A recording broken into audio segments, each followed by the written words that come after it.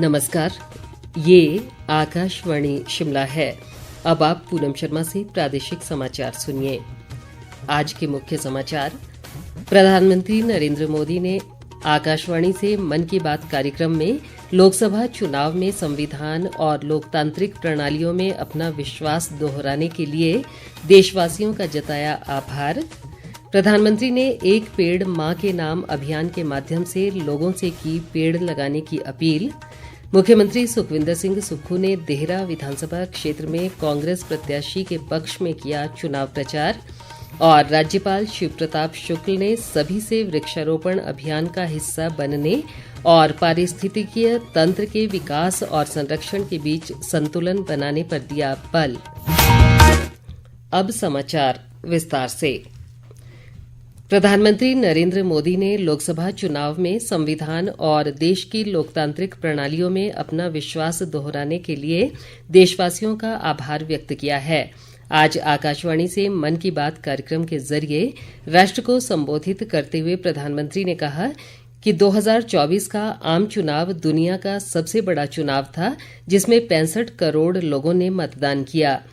प्रधानमंत्री ने इसके लिए चुनाव आयोग और मतदान प्रक्रिया में शामिल सभी लोगों को बधाई दी। साथियों, मैं आज देशवासियों को धन्यवाद भी करता हूं कि उन्होंने हमारे संविधान और देश की लोकतांत्रिक व्यवस्थाओं पर अपना अटूट विश्वास दोहराया है। 24 का चुनाव दुनिया का सबसे बड़ा चुनाव था। दुनिया के किसी भी देश में इतना बड़ा चुनाव कभी नहीं हुआ, जिसमें 65 करोड़ लोगों ने वोट डाले हैं। मैं चुनाव आयोग और मतदान की प्रक्रिया से जुड़े हर व्यक्ति को इसके लिए बधाई देता हूं। प्रधानमंत्री नरेंद्र मोदी ने विश्व पर्यावरण दिवस पर इस वर्ष शुरू किए गए विशेष अभियान एक पेड़ मां के नाम का उल्लेख किया। इस वर्ष विश्व पर्यावरण दिवस पर एक विशेष अभियान शुरू किया गया है। इस अभियान का नाम है एक पेड़ मां के नाम। मैंने भी एक पेड़ अपनी मां के नाम लगाया है। मैंने सभी देशवासियों से, दुनिया के सभी देशों के लोगों से ये अपील की है कि अपनी मां के साथ मिलकर या उनके नाम पर एक पेड़ जरूर लगाएं। इस अभियान ने सबको मां के प्रति अपना स्नेह जताने का समान अवसर दिया है। वो अपनी तस्वीरों को #PlantForMother और #एक पेड़ मां के नाम इसके साथ साझा करके दूसरों को प्रेरित कर रहे हैं। प्रधानमंत्री ने कहा कि पिछले दशक के दौरान भारत में वन क्षेत्र का अभूतपूर्व विस्तार हुआ और अमृत महोत्सव के दौरान देश भर में 60,000 से ज्यादा अमृत सरोवर भी बनाए गए। प्रधानमंत्री ने अगले महीने आयोजित होने वाले पेरिस ओलंपिक के लिए भारतीय दल को अपनी शुभकामनाएं दी।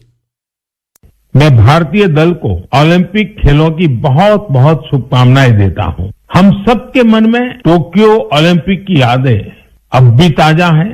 टोक्यो में हमारे खिलाड़ियों के प्रदर्शन ने हर भारतीय का दिल जीत लिया था। टोक्यो ओलंपिक के बाद से ही हमारे एथलीट्स पेरिस ओलंपिक की तैयारियों में जी जान से जुटे हुए थे।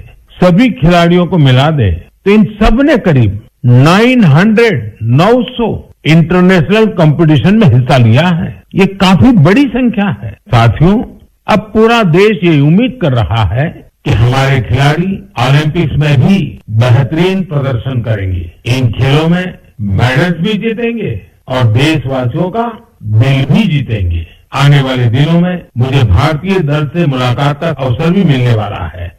और हाँ, इस बार हमारा #Cheer4Bharat है। इस हैशटैग के जरिए हमें अपने खिलाड़ियों को चीयर करना है, उनका उत्साह बढ़ाते रहना है। योग के बारे में प्रधानमंत्री नरेंद्र मोदी ने कहा कि पूरी दुनिया ने 10वें अंतर्राष्ट्रीय योग दिवस को भरपूर उत्साह और उमंग के साथ मनाया। पूरी दुनिया ने 10वें योग दिवस को भरपूर उत्साह और उमंग के साथ मनाया है। मैं भी जम्मू कश्मीर के श्रीनगर में आयोजित योग कार्यक्रम में शामिल हुआ था। कश्मीर में युवाओं के साथ साथ बहनों बेटियों ने भी योग दिवस में बढ़ चढ़ करके हिस्सा लिया। जैसे जैसे योग दिवस का आयोजन आगे बढ़ रहा है, नए नए रिकॉर्ड्स बन रहे हैं। दुनिया भर में योग दिवस ने कई शानदार उपलब्धियां हासिल की हैं। सऊदी अरब में पहली बार एक महिला अल हनौफ साद जी ने कॉमन योगा प्रोटोकॉल को लीड किया। बहरीन में दिव्यांग बच्चों के लिए एक स्पेशल कैंप का आयोजन किया गया। मैं योग दिवस में हिस्सा लेने वाले सभी साथियों का हृदय से आभार व्यक्त करता हूं। हमें योग को केवल एक दिन का अभ्यास नहीं बनाना है। आप नियमित रूप से योग करें, इससे आप अपने जीवन में सकारात्मक बदलावों को जरूर महसूस करेंगे। आकाशवाणी के संस्कृत बुलेटिन के प्रसारण के आज 50 वर्ष पूरे होने पर प्रधानमंत्री ने आकाशवाणी परिवार को भी बधाई देते हुए कहा कि संस्कृत की प्राचीन भारतीय ज्ञान और विज्ञान में बड़ी भूमिका रही है। प्रधानमंत्री नरेंद्र मोदी के मन की बात कार्यक्रम को नेता प्रतिपक्ष जयराम ठाकुर ने नालागढ़, भाजपा प्रदेश अध्यक्ष डॉक्टर राजीव बिंदल ने देहरा और पूर्व केंद्रीय मंत्री व सांसद अनुराग ठाकुर ने हमीरपुर में सुना।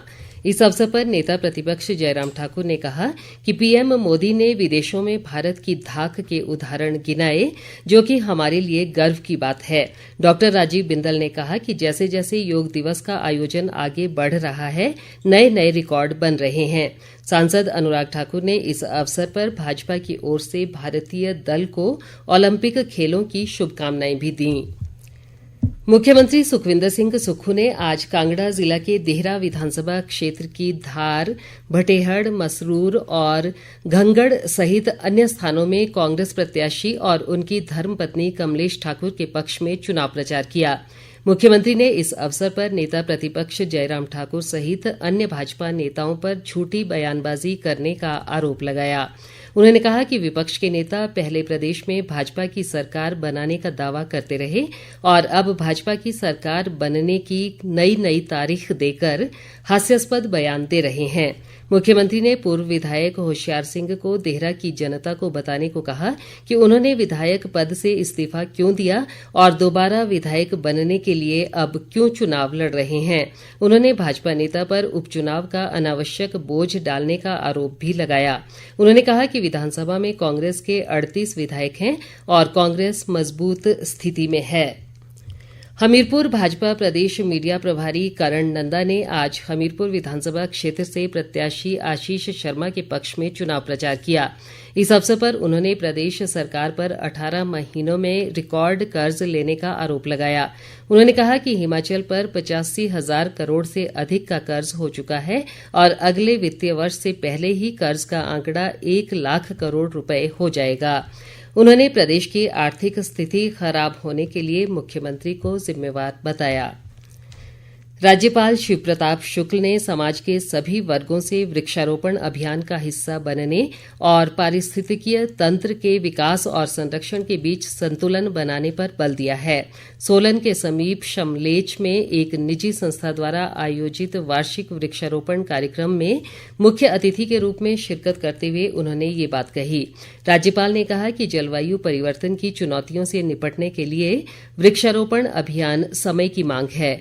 उन्होंने कहा कि समाज को वृक्षारोपण के लक्ष्य निर्धारित करने और लक्ष्यों को प्राप्त करने की दिशा में काम करने की जरूरत है, जिसके लिए जागरूकता के साथ सामुदायिक भागीदारी महत्वपूर्ण है।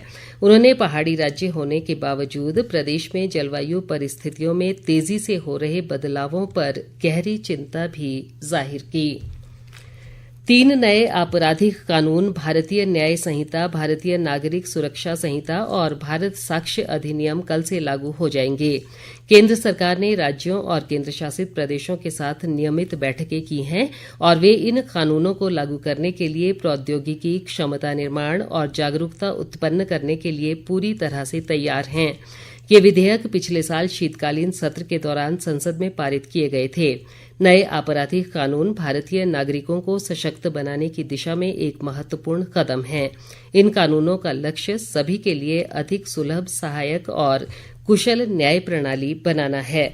इस संबंध में पुलिस और जांच अधिकारियों को प्रशिक्षण दिया गया है। दूरदर्शन और आकाशवाणी के समाचार बुलेटिनों, कार्यक्रमों, चर्चाओं और सोशल मीडिया प्लेटफॉर्मों के माध्यम से इस विषय पर गहन चर्चाएं और विश्लेषण किए गए हैं।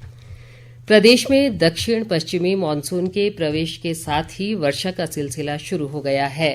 प्रदेश के अधिकांश स्थानों पर वर्षा होने से लोगों को गर्मी से राहत मिली है। मौसम विभाग ने प्रदेश में 2 जुलाई तक भारी बारिश का ऑरेंज अलर्ट जारी किया है। मानसून को देखते हुए राज्य सरकार ने लोगों को सतर्कता बरतने और नदी नालों के नजदीक न जाने की सलाह दी है। बीते वर्ष मानसून में हुई भारी बारिश को देखते हुए इस वर्ष सभी विभागों को विशेष सतर्कता बरतने के आदेश दिए गए हैं। अंत में मुख्य समाचार एक बार फिर। प्रधानमंत्री नरेंद्र मोदी ने आकाशवाणी से मन की बात कार्यक्रम में लोकसभा चुनाव में संविधान और लोकतांत्रिक प्रणालियों में अपना विश्वास दोहराने के लिए देशवासियों का जताया आभार। प्रधानमंत्री ने एक पेड़ मां के नाम अभियान के माध्यम से लोगों से की पेड़ लगाने की अपील।